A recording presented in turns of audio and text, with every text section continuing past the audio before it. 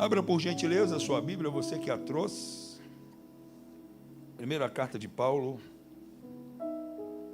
aos Coríntios, capítulo 12.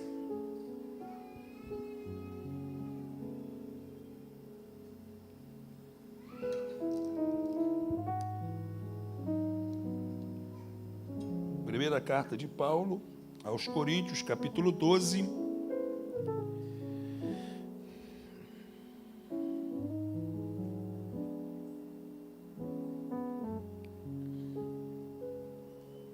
A partir do verso 4, que diz assim: ora, há diversidade de dons, mas o Espírito é o mesmo.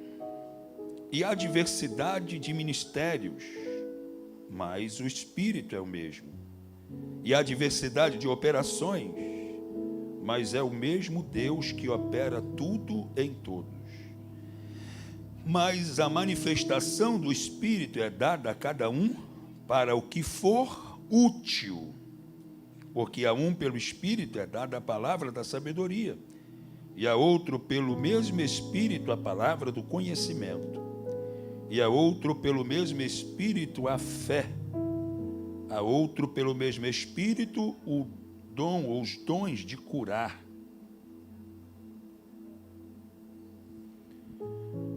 os dons de curar, e a outro a operação de milagres, e a outro a profecia, a outro o dom de discernir os espíritos, e a outro a veracidade de línguas, e a outro a interpretação das línguas. Mas um só é o mesmo Espírito, opera todas as coisas, repartindo particularmente a cada um como quer.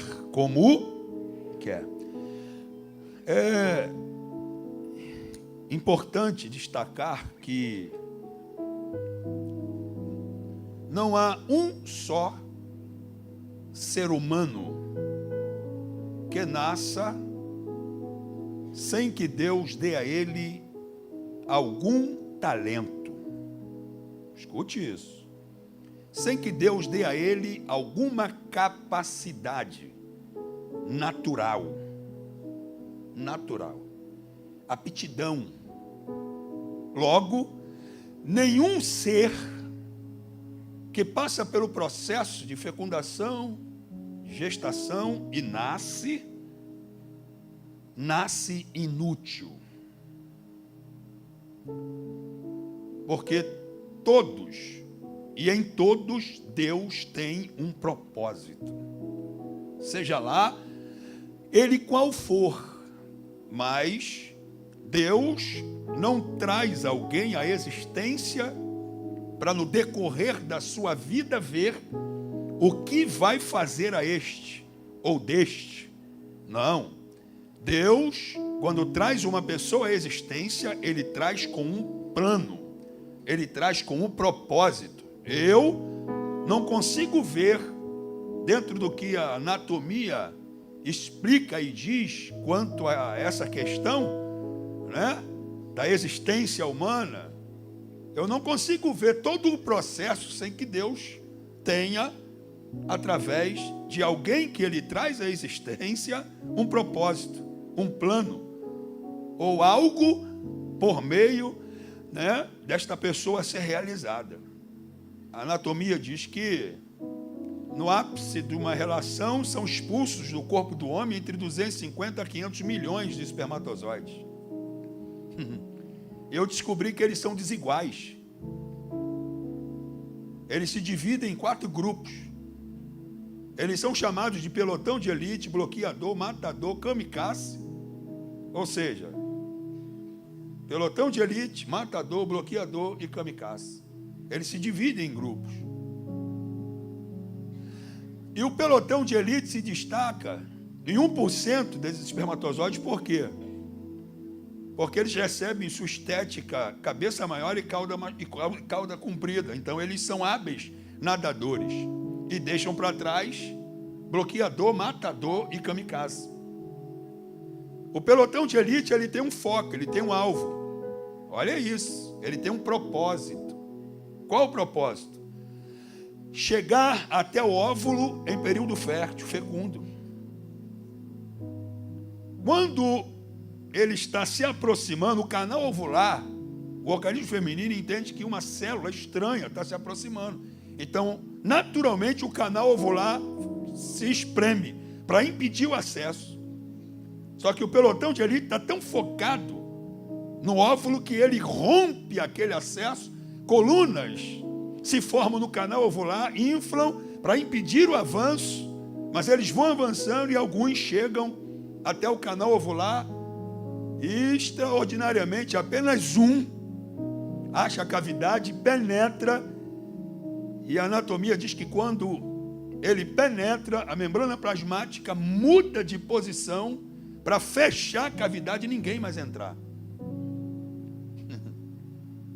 Primeiro, você veio no pelotão de elite. Ok? Você veio no pelotão de elite. Então, de início, já diga para alguém aí, com muito carinho, diga assim: você veio no pelotão de elite, meu filho. Diga, você faz parte do pelotão de elite. Nesse pelotão de elite tinha alguns milhões, e só você achou a cavidade, entrou, e Deus mudou a posição da membrana plasmática para que ninguém mais tivesse acesso e você viesse à existência.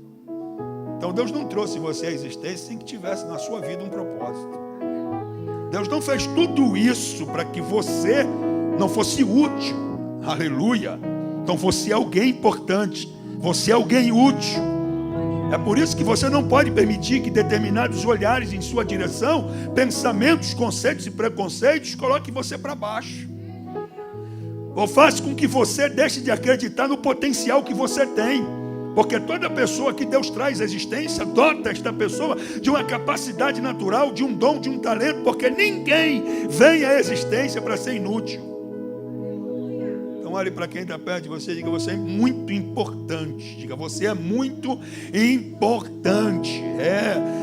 As pessoas têm a tendência de olhar para você e desfazer de você, talvez por sua aparência, por sua condição financeira, ou seja, por onde você mora, de onde você vem. Mas na verdade, quando a gente olha para isso, a gente diz: Deus, o Senhor me trouxe à existência e tem todo um propósito. E é interessante que Deus não traz a existência para ver o que Ele vai fazer de quem Ele trouxe à existência no decorrer da sua vida, ou no dia a dia.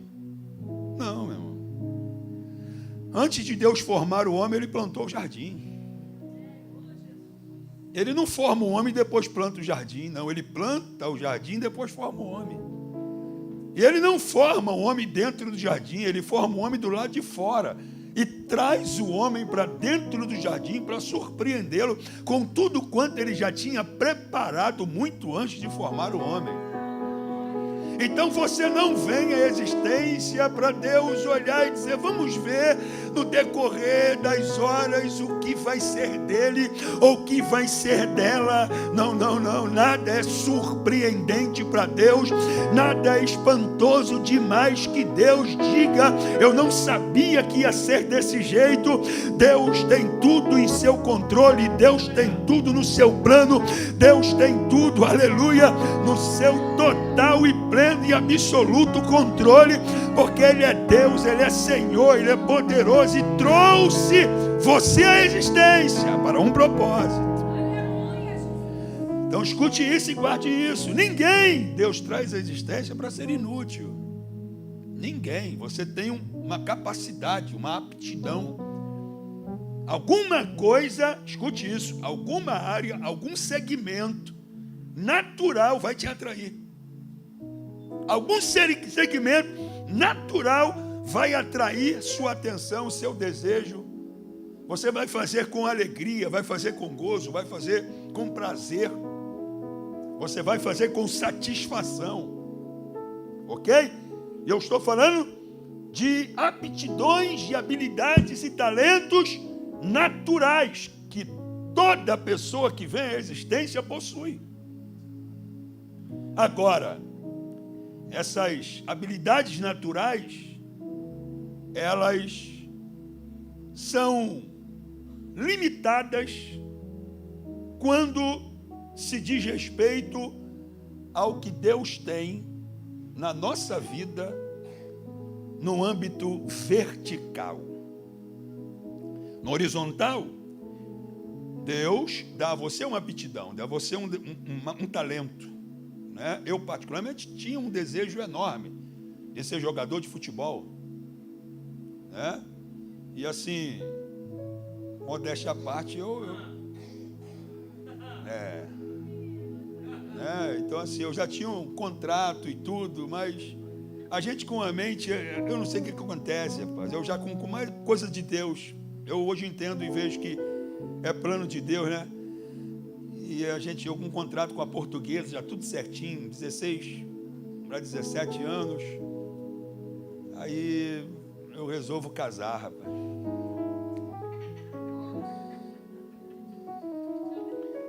Aí com 16 para 17 eu digo para o meu pai, vou casar. Meu pai, rapaz, você é louco, eu não quero nem ouvir isso. Não, vou casar. E a gente crente, né, irmão? Crente. A esposa tinha perdido o pai, tinha 9, a gente começou a namorar, tinha 14 para 15, aí perdeu a mãe. Eu falei, agora sem pai, sem mãe, crente, sem ninguém que olhe, eu falei, isso não vai dar certo. Eu falei, vou ter que casar.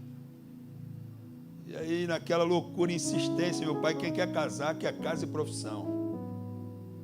Então você vai para a obra comigo, vou te ensinar a profissão. E lá em Campo Grande tem uma casa em Oaíba. Era Lodebá lá, irmão. Agora tá bom o negócio. É no meio do mato e recém-loteado. Lama. E disse, então você vai construir a casa lá, meu filho. Você quer casar mesmo? Então vamos embora. E meu pai botou para ralar com força. Mas eu gostava até de fazer aquilo. Então, aprendi todo o ofício na área da construção civil. E depois eu entrei no ramo de telecomunicações, que era algo também que eu amava. E entrei como ajudante do ajudante. Está lá na minha carteira. Antiga Telerge. Ajudante do ajudante. Porque tinha o ajudante prático, que tinha habilidades, né, e formações que eu não tinha, como ajudante. Então ele tinha algumas tarefas que sobressaía a quem simplesmente era um ajudante que iria ajudá-lo. Minha função era ajudar a montar a barraca externa com as caixas subterrâneas, botar o barril, calafetar em volta com gesso e depois ficar olhando o tempo. Minha função era de vez em quando sair de dentro da barraca, dar uma olhada no tempo, pois a caixa era subterrânea e o cabo estava aberto, justamente nas luvas de emenda, 2.000 e poucas linhas telefônicas ali passando, e iam fazer transferência do cabo, então tinha que passar, né, do cabo antigo para o cabo novo, então corria o risco de chover, a caixa encher rapidamente e danificar mais de 2.000 linhas telefônicas. Então era a minha responsabilidade, né, olhar o tempo e dizer para o pessoal lá, dizer para o ajudante prático, o tempo está bom, não tem nuvem, para os caras continuarem o trabalho. Depois eu emendei, né, alguns cursos de ajudante prático, emendador 1, emendador 2, emendador 3, ligador, instalador, reparador, examinador de linha e técnico em telecomunicações. E aí eu amava fazer aquilo ali. Irmão, eu trabalhava de segunda a segunda. E às vezes, quando pintava uma agenda que eu ia pregar. Mas eu sabia que no mundo espiritual eu tinha um chamado. Aleluia. Sabia que Deus tinha um negócio comigo. E que uma hora aquilo tudo ali iria passar. E nada daquilo ali foi útil. Do que eu sabia fazer dentro de um âmbito, né? Ou seja, vertical do que seria a minha vida ministerial, pregando a palavra, até o dia que a Telerge foi vendida para a Telemar. Peguei 2 contratos em Copacabana e Leblon com a minha equipe, já liderava uma equipe de homens, 43 homens, 5 despachantes. Fomos para Copacabana, sentei, abri a tela para ver os defeitos, designar as tarefas. Aí a diretoria liga e diz, infelizmente, o contrato aí foi cancelado. Eu falei, você está brincando? Não. Foi suspenso, vai para o Leblon, porque aí não vai acontecer nada. E aí, logo no dia seguinte, eu fui para o Leblon com a equipe, mandei todo mundo ir para lá, e a mesma coisa, contrato cancelado. Irmão, eu fiquei indignado. porque eu já tinha saído de Campo Grande, né? Vim morar em São Cristóvão, lá em São Cristóvão, no topo de uma comunidade, lá no Tuiuti, onde eu fui criado. Falei, agora é a hora de eu sair daqui. Né? Lutei para galgar a posição que eu tinha dentro da Teleste. Falei, agora é a hora de eu sair daqui, porque quando eu já tenho condição de sair daqui, e me vejo diante dessa situação, sem nada. Falei, aí é luta. Aí parei lá na oração do Arará, lá na Irmã Rosa. Aí estou lá atrás, daqui a pouco eu escuto umas marchas. E a marcha está chegando perto. Falei, rapaz, está vindo para cá. Aí você já vai, né? Senhor, me perdoa. Senhor, eu devo estar pagando. Pô. Isso aí deve ser eu estar pagando, Senhor, por coisa errada. Me perdoa agora. Vai tirando todo o mal agora, Senhor. Me limpa, me lava. Até que a serva de Deus entrou na fileira de banco que eu estava, pôs as mãos no meu ombro e disse, até quando pessoas terão que sofrer por tua causa? Meu negócio é contigo, eu te escolhi. Desde o ventre da sua mãe, você é meu. E chegou a hora de eu te usar na minha obra. Você vai pregar a minha palavra. Eu digo, pastor, que Deus é especialista em nos empolgar com seus projetos. Ele é especialista. Ele vem, eu te levo. Olha onde eu te coloco. Olha o que eu te dou. Aí você, aleluia. Vamos embora, Senhor. Eu estou dentro. Eu te coloco aqui, te coloco ali. Olha as asas de aço. Olha as terras estrangeiras que você pisa. Olha os grandes que eu te coloco. Eu falei, aleluia. Falei, vamos, fui assinando tudo quanto é folha. Vamos embora, Senhor. Estou dentro. Isso aí vai ser benção. Mas a verdade é que Deus fala de projetos, mas nunca revela processos.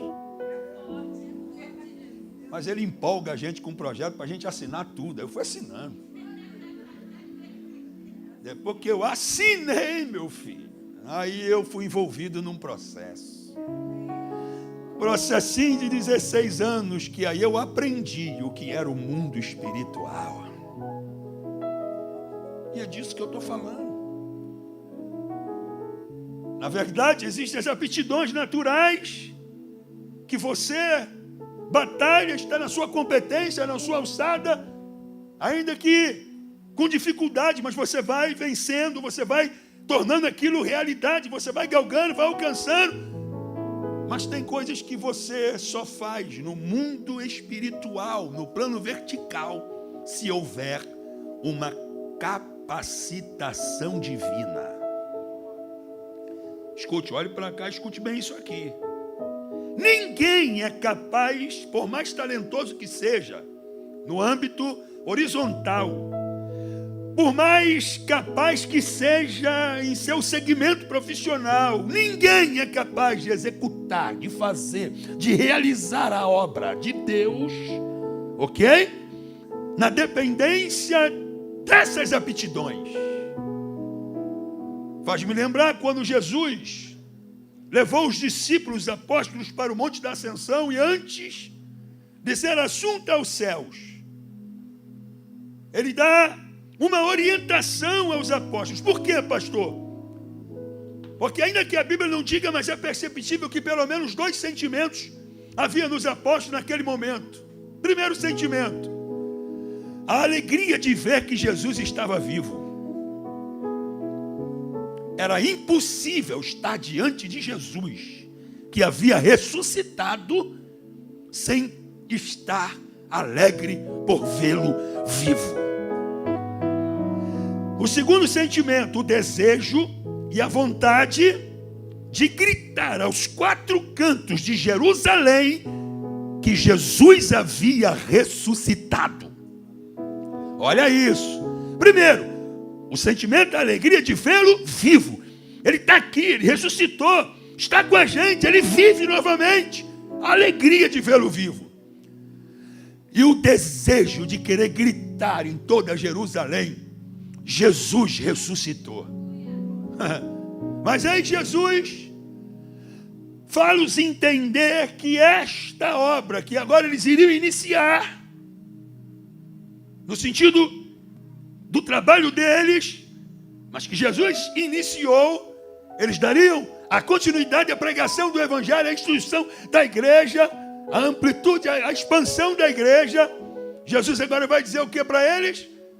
No verso 4 de Atos 1, vocês não podem se ausentar de Jerusalém. Olha isso.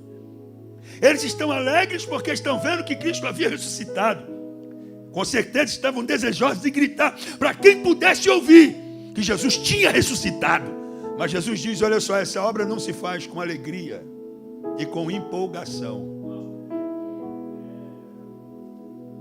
Vocês não podem se ausentar de Jerusalém até que se cumpra a promessa do Pai. Olha isso, que eu vim confirmar. Que promessa é esta? Promessa de Joel 2:28. Há de ser, diz Deus, que nos últimos dias derramarei do meu espírito sobre toda a carne, e vossos filhos e vossas filhas profetizarão, os jovens terão visões, os velhos sonharão, e até sobre os servos e as servas derramarei do meu espírito, diz o Senhor. Então Jesus está dizendo para eles, essa obra só pode ser feita se vocês forem devidamente capacitados, se vocês receberem o Espírito Santo. Aleluia! Tanto que em Atos 1:8 diz a Bíblia, e recebereis poder ao vir sobre vós o quê? A virtude do Espírito Santo, e ser-me-eis o quê? As minhas testemunhas. Aí você entende o porquê Paulo, aqui no capítulo 12, a partir do verso 4, ele diz o tempo inteiro que quem faz com que esses atributos divinos, os dons espirituais, sejam desenvolvidos no ser humano é o Espírito Santo de Deus. Então ninguém pode fazer o que quer que seja nesta obra sem que seja devidamente capacitado. Porque esta obra não se faz com empolgação. Essa obra não se faz apenas com vontade e com desejo. Aí eu quero fazer. Não. Os discípulos queriam, mas Jesus disse, vocês precisam aguardar. Porque vocês receberão o poder do Espírito Santo. Aí sim, vocês me serão o quê? Testemunhas. Aleluia. Em Jerusalém, toda a Judeia, Samaria e até aos confins da terra. Agora, por que isso, pastor? Jesus está deixando claro a importância do agir, da ação do poder do Espírito Santo. Está aqui, irmão, nós lemos de forma muito clara. Ora, há diversidade de dons, ou seja, há diversidade de habilidades no mundo espiritual. Mas quem é que rege isso tudo? Quem é que faz com que esses dons sejam manifestos? O Espírito Santo de Deus. Oh, glória a Deus! Oh, glória a Deus! Oh, aleluias! Por quê, pastor? Eu não acredito na dicotomia humana, ou melhor, no unicotomismo. Eu não acredito no unicotomismo. Eu não acredito na ciência que prega que o homem é como um animal, cuja vida única fonte de vida está no sangue. O unicotomismo diz que a única fonte de vida no ser humano é o sangue. Mas espera aí, há algo muito paradoxal aqui. Por quê? Por que pessoas morrem tendo todo o sangue no corpo?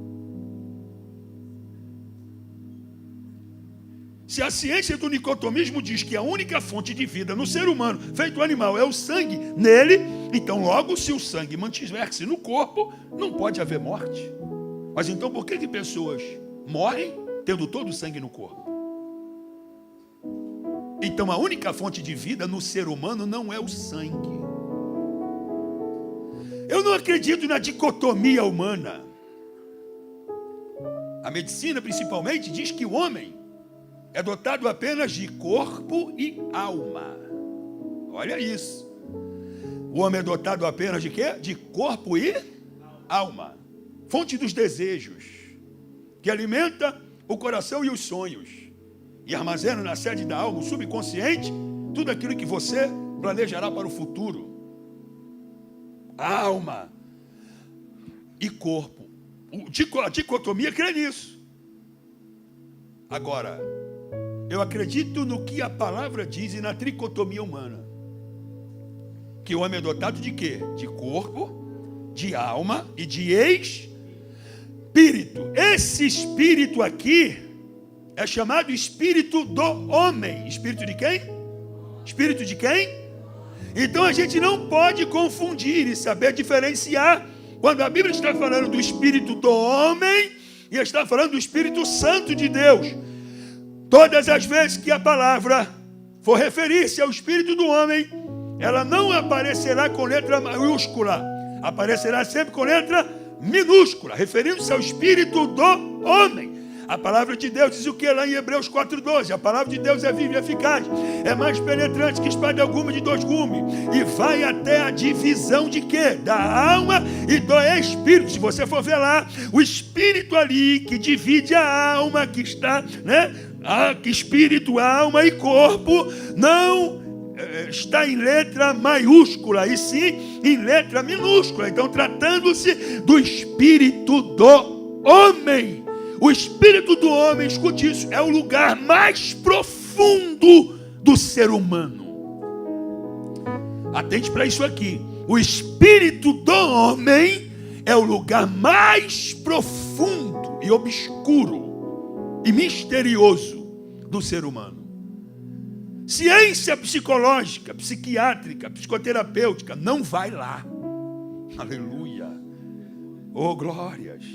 Não tem ciência que estude a mente e as emoções humanas que penetre no espírito. É por isso que a psicologia trata das emoções que agem na mente, que agem na alma, fonte dos desejos. Mas nenhuma terapia, seja lá psiquiátrica, psicológica, psicoterapêutica, consegue ir lá no espírito do homem. Porque só tem alguma coisa que vai lá: o Espírito Santo de Deus.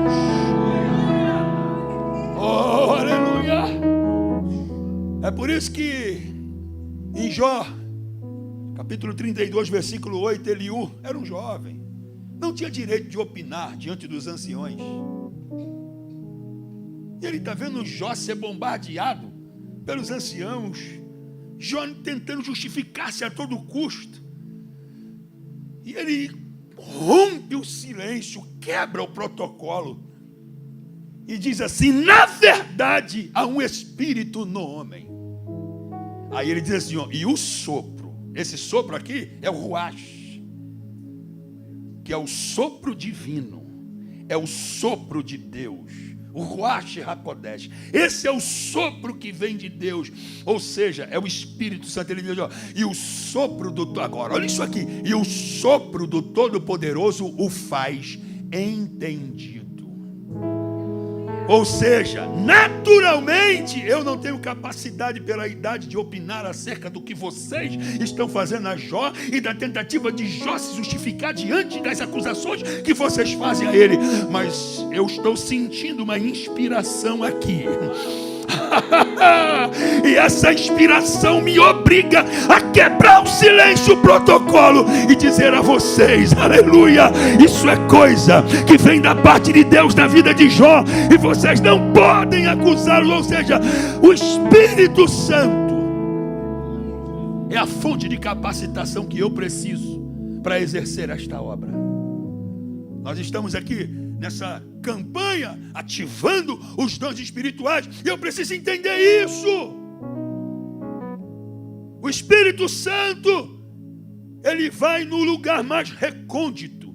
É por isso que o tabernáculo, casa que Deus pediu para ser construída no deserto, a tenda móvel, era composto de 3 ambientes: pátio, santo e santo dos. O Espírito, a presença de Deus não veio no pátio. A presença de Deus não vinha no santo. A presença de Deus só foi no santo dos santos. Se o tabernáculo é a sombra do homem, o pátio representa o corpo. Por isso lá está o altar de sacrifício, onde as ofertas eram oferecidas para perdão do pecado. Porque pecado a gente comete na carne. Por isso está externamente, é no corpo e na alma. A Bíblia diz que o tabernáculo era composto do santo lugar, os pães da proposição posto sobre a mesa 12 pães, que simbolizavam as 12 tribos, e indicava que Deus seria o supridor tanto das necessidades físicas quanto espirituais de Israel, das 12 tribos de Israel. Os pães falavam de um alimento divino, o Deus que alimentaria o seu povo espiritualmente e fisicamente. O candelabro, a luz virtual, sem produzir fumaça.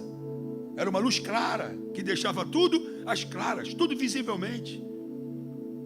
O óleo colocado ali era um óleo específico para não produzir fumaça e não embaçar o ambiente. Tudo tinha que ser feito às claras.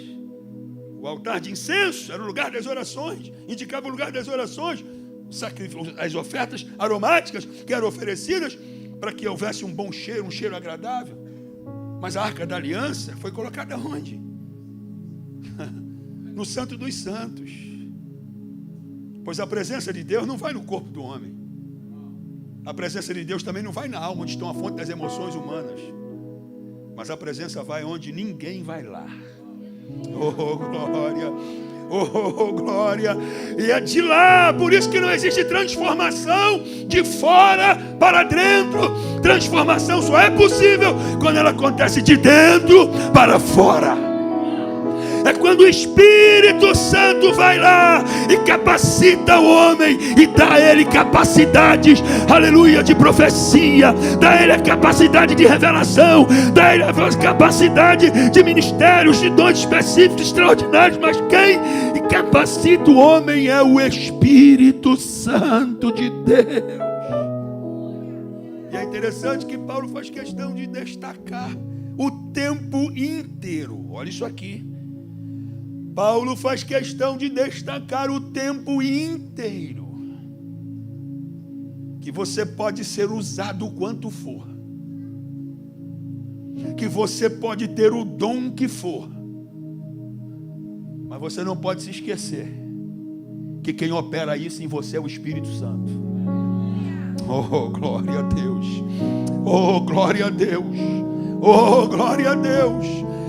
Isso é para que não haja qualquer tipo de vaidade que produza e gere em você arrogância, prepotência e achar que é você que faz. Faz me lembrar um presbítero que tinha na congregação onde eu fui criado. E ele se dizia ter a habilidade de expulsar demônios. Então, toda pessoa endemoniada que se manifestava, ele se prontificava: deixa que eu expulso. Só que tinha um dia, veio um caba que não estava com um só, não. Esse estava com a casta. Porque o pessoal depois contou que ele veio trazendo um reloginho de poste no peito, quebrando o portão. O cara veio fazendo uma arruaça, descendo o morro. Quando ele entrou na igreja, ele pegou as irmãs assim, rasgou o lado da blusa da irmã assim, aí bom, o povo gritando. Era criança, rapaz. O povo gritando. Irmão Zé Carlos tomou a frente, deixa comigo, irmão. Quando ele disse, deixa comigo, irmão, o endemoniado foi para cima de lá com a tapa, irmão. Aí pegou no peito do sujeito que ele saiu catando. Quando ele viu que o negócio não estava com ele, aí ele correu para trás assim do púlpito, ficou no púlpito. E alguém percebeu que o demônio não subiu no púlpito. Porque tinha um homem de Deus no púlpito chamado Eurides. A igreja estava num alvoroço, numa gritaria. Sai, sai, sai, irmão Eurides assim, ó. Demoniado assim do lado e ele aqui. O povo gritando. Eu comecei a observar aquilo. Falei, rapaz, o camarada não fala nada, meu irmão. Só que quando ele olhou, ele só olhou. Ele só dirigiu o olhar assim, ó. Irmão, quando o diabo deu aquela encarada, abaixou a cabeça. Aí ele saiu do lugar. Quando ele saiu do lugar, sem te falar uma palavra. Quando ele deu o primeiro passo, o endemoniado abaixou, deitou no chão, ele desceu do púlpito e o camarada foi se arrastando igual cobra, ele atrás, sem falar uma palavra. Quando chegou lá na porta, eu só ouvi quando ele assim, para. O endemoniado parou. Ele abaixou no ouvido. E o cara, eu estou fazendo aqui. Ele orou pelo camarada, liberto. Nunca mais. Porque a questão não é você. A questão é o que está em você. Aleluia. Oh, glória a Deus. Oh, eu quero repetir essa leitura, porque isso eu preciso ser tomado de consciência, porque se Paulo está sendo repetitivo em dizer, vocês fazem, vocês operam, vocês pregam, vocês expulsam demônios, vocês profetizam, vocês falam em línguas, vocês interpretam, mas quem faz tudo isso é o Espírito Santo de Deus. Ou seja, baixa a bola, não se envaideça.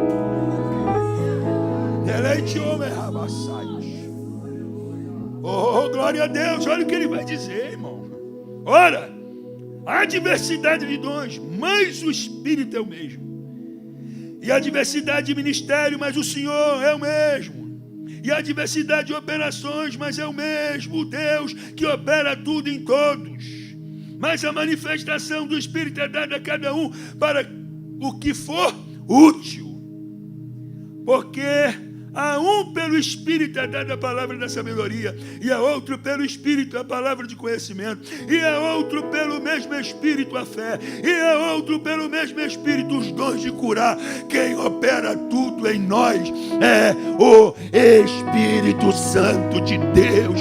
Você entendeu o que eu disse aqui no início? Jesus não poderia liberar os apóstolos para pregarem o Evangelho sem que fossem devidamente capacitados. Então Jesus não trabalha com um bando, Jesus trabalha com pessoas organizadas e tomadas pelo poder do seu Espírito Santo, que aonde chegam com autoridade e com o poder do Espírito Santo, sempre com o propósito de atribuir a Ele a honra, a glória, o louvor para todos sempre, porque ninguém tem se Ele não der, ninguém faz se Ele não tiver, ninguém realiza se Ele não operar, ninguém age sem que Ele tenha poder e faça com que sua vida seja usada de maneira extraordinária e sobrenatural. Oh, glória a Deus. Tudo é dado pelo Espírito, e quem opera tudo é o Senhor, é Deus. Oh, glória. Para que ninguém se envaideça. Aí eu acho lindo. Eu quero até que você abra de novo sua Bíblia aí comigo, 1 Coríntios ainda. No mesmo capítulo 12. Aí você vai ver que é exatamente o que ele está querendo ensinar aqui. Você pode ser muito usado. Você pode ter uma graça de quando pregar e cantar as pessoas sentirem. Mas isso não é seu. Aleluia. Não é você. Não é você. É o que está em você. Sem esse poder, você não faz nada. Vai ser lata vazia. Vai falar sem surtir efeito. Oh, glória. Oh, glória. Em vez de ser pregação, vai ser palestra. Aleluia. Oh, em vez de ser oração, vai ser reza. Aleluia. Mas quando o Espírito Santo está atuante, você entende, aleluia, que a glória e a honra e o louvor sempre deve ser dada a Ele. Pode se preparar, que Deus vai dar a você todas as vezes que houver necessidade. Oh, glória, com o propósito de te tornar o quê? Te tornar útil. Oh, glórias. Agora veja isso aqui, ó. A partir do verso 12. Capítulo 12, verso 12. Vai ensinar o que Paulo está querendo dizer. Nos ensinar. Olha isso. Porque assim como o corpo é um e tem muitos membros, e todos os membros, sendo muitos, são um só corpo, assim é Cristo também. Pois todos nós fomos batizados em um Espírito, formando um corpo. quer judeus, quer gregos, quer servos, quer livres, e todos temos bebido de um Espírito. Porque também o corpo não é um só membro, mas o quê? Mas muitos. Agora, isso aqui, irmão, se o pé disser, porque no seu mão não sou do corpo, não será por isso do corpo? E se a orelha disser, porque não sou olho, não sou do corpo, não será por isso do corpo? Agora, olha o que ele vai dizer. Se todo o corpo fosse olho, onde estaria o ouvido? Se todo fosse ouvido, onde estaria o olfato? É por isso que ele está dizendo que há diversidade de dons. Cada um, ou a cada um, Deus dá um dom, um talento. E há diversidade. Mas todos, ao serem usados, cooperam para um só propósito. Oh, glória, o nome do Senhor ser glorificado. E se tiver alguém que disser, porque não sou mão, não sou do corpo, irmão, Paulo vai continuar dizendo aqui, você vai ver, que o menor membro do corpo, aleluia, se ele estiver fora do corpo, o corpo não é completo. Se faltar uma unha do dedinho mindinho, o corpo não está completo. E Paulo está querendo deixar claro que o Espírito Santo jamais dará a nós o espírito de disputa, de competitividade. Eu prego mais que ele, eu canto melhor do que ela, a minha voz é mais afinada, a minha mensagem é mais profunda. Quando eu prego, quando eu prego, mas quando é fulano,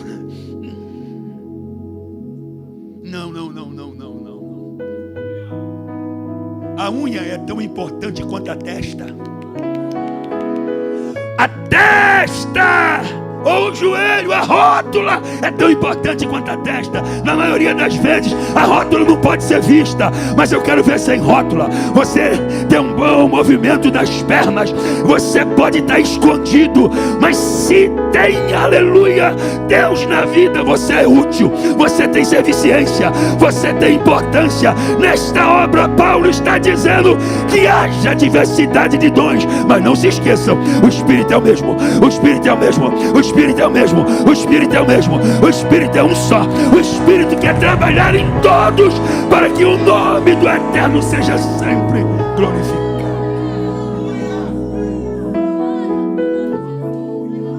Eu sei que não é essa a pretensão aqui, obviamente, mas eu gostaria que você apenas deixasse para que fique já avisado a quem está perto de você. Diga, por mais usado que você seja, você não é melhor do que eu em nada. Aleluia, aleluia, aleluia. Oh, glória a Deus. Oh, aleluia. Porque quem opera tudo em todos é um só. Aí ele está dizendo, se todo o corpo fosse olho, imagina, todo o corpo olho, não tem nariz, não tem orelha, não tem braço, não tem mão, não tem pé, não tem pé, só um olhão andando. Pensa no olho grande, pensa no olhudo, pensa no olhão, porque Deus fez o corpo só de olho. Não, imagine se todo o corpo fosse apenas orelha, um orelhão andando, um orelhão ambulante, um orelhão ambulante. Se todo o corpo fosse olho, onde estaria o ouvido? Se todo fosse ouvido, onde estaria a orelha? Aí eu acho interessante que ele vai dizer no final aqui, isso aqui, olha isso aqui. Mas agora Deus colocou os membros no corpo, cada um deles como Ele quis. Eu não tenho que ficar olhando para alguém cujo talento se sobressai ao meu e dizendo por que Deus deu para ele e não deu para mim. Será que você seria capaz de suportar o processo que ele suportou para poder ter o que tem? Porque a questão está aí, porque olhando de fora é tudo glamouroso. Chegando aqui hoje, quem chega aqui hoje, olha assim. Meu Deus, telão de LED. As luzes, forte, hein? Olha as poltronas acolchoadas, porcelanato, aleluia.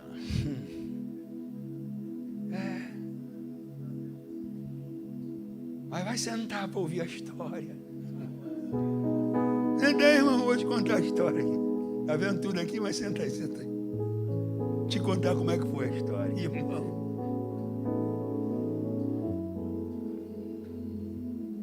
É dado, é verdade. Mas pode se preparar. Que o processo de modelagem é doído, hein?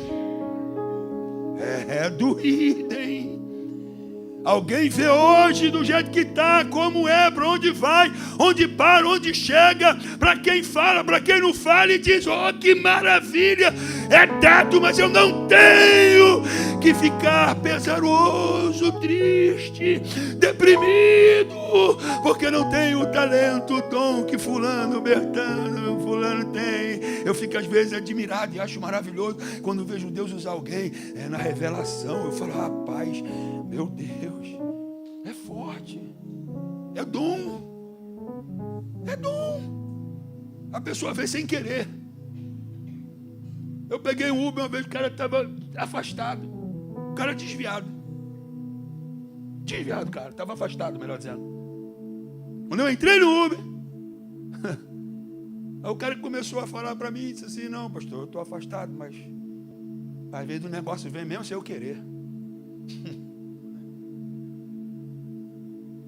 E ele me disse algo e aconteceu, rapaz. Legal. Mas no momento eu não tenho esse dom. Pode ser que Deus um dia me dê. Aí eu fico querendo ver, mas não vejo.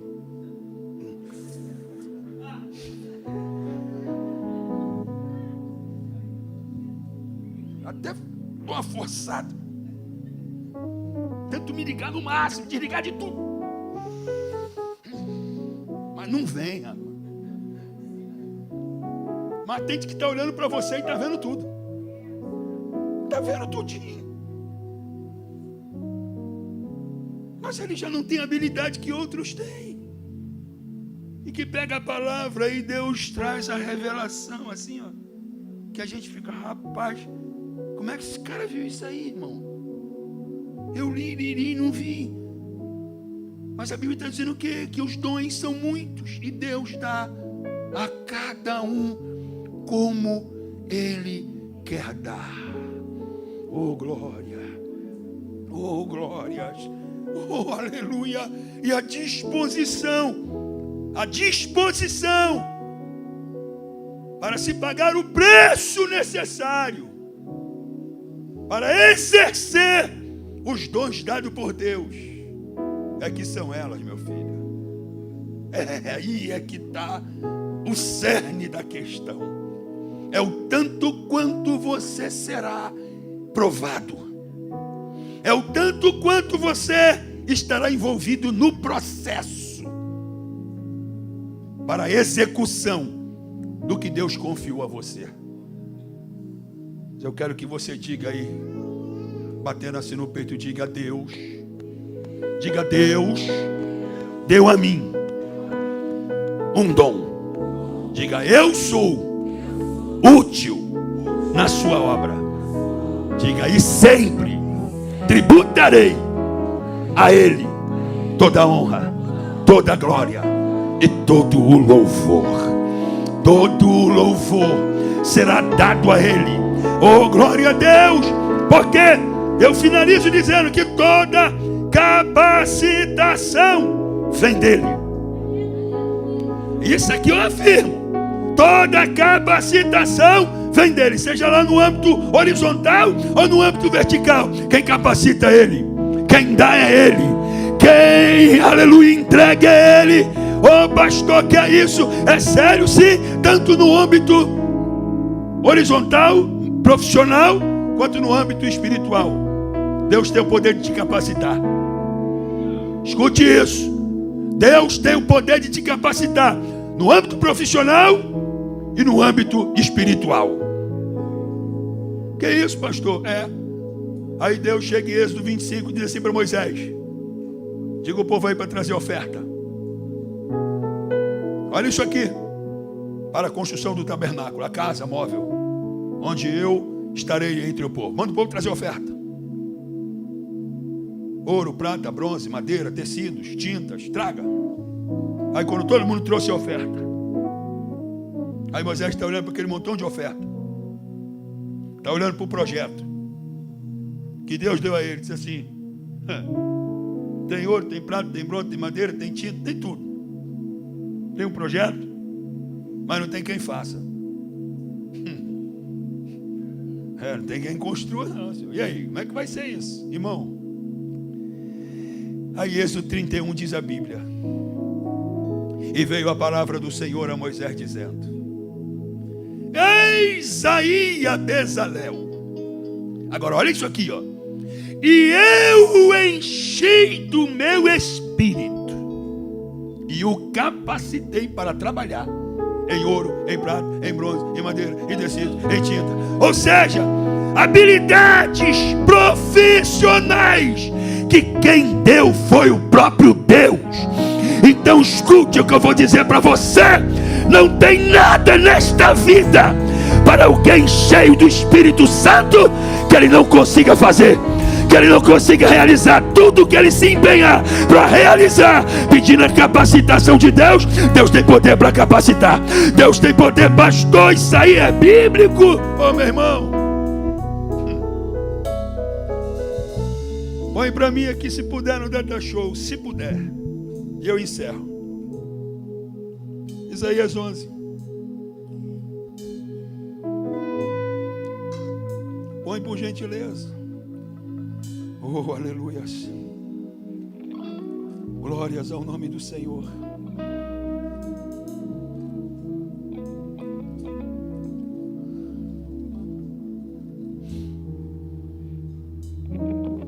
Versículo 2. Olha lá. Aqui vai apresentar a plenitude do Espírito Santo, que é os 7 Espíritos de Deus. Olha nas áreas que ele atua como capacitador. E repousará sobre ele o quê? O Espírito o Espírito o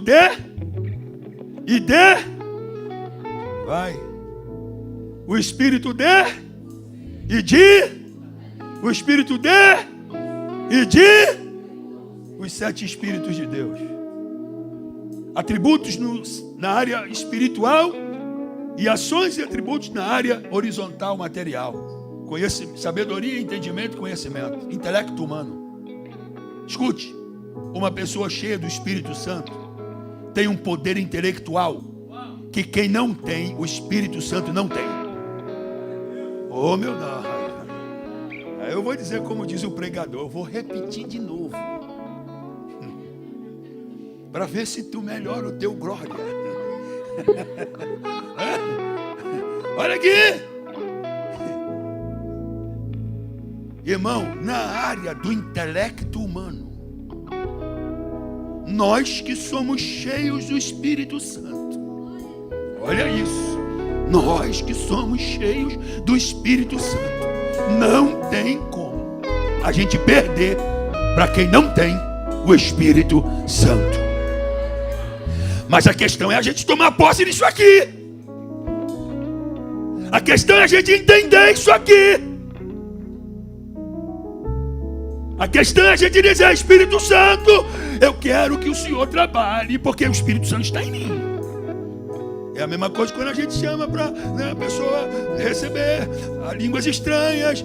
Uma das evidências do Espírito Santo: eu não vou receber o Espírito Santo quando eu falar em línguas. Eu recebi o Espírito Santo quando eu entreguei minha vida a Cristo. E me foi dado o Espírito Santo. O falar em línguas é uma das evidências. Tem que haver alguém que interprete, porque isso também é dom. Falar em língua é dom e quem interprete é dom. Então se eu falo em língua tem que ter alguém para interpretar. Não adianta eu falar em línguas e você não entender nada. E Paulo vai dizer que quando você falar em língua, se não tiver quem interprete, fala só para você.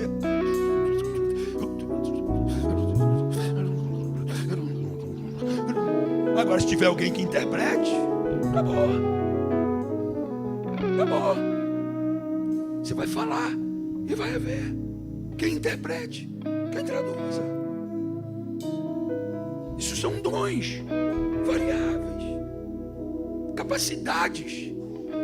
O tema da campanha é ativando os dons espirituais. E não tem como esses dons serem ativados se o Espírito Santo não tiver plena liberdade de agir por mim, através de mim.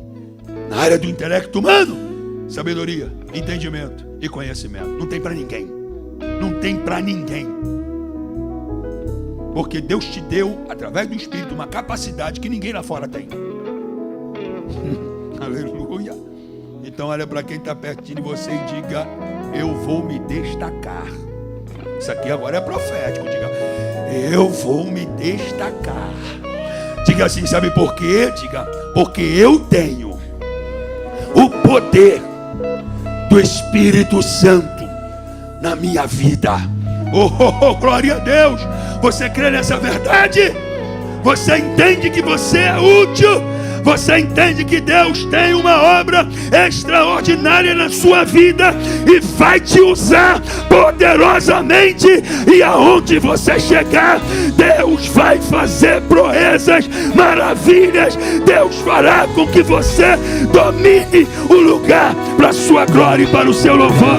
Deus abençoe esta casa, Deus abençoe sua vida, sua família, e Deus te dê um restante de semana abençoadíssimo.